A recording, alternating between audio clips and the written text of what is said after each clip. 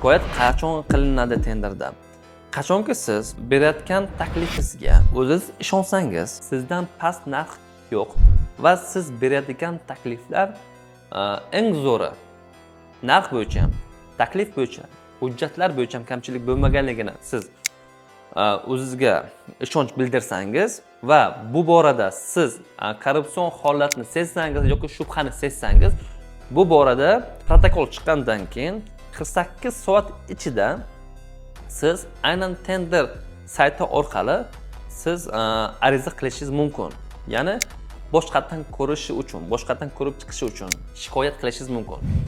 Agarki sizni shikoyatingiz inobatga olmasdan turib, boshqa birovga o'sha tender chiqarib berilsa yoki boshqa tadbirkor o'shani yutsa agar, siz iqtisodiy sudga murojaat qilgan holda o'z talabingizni va shikoyatingizni berishingiz mumkin.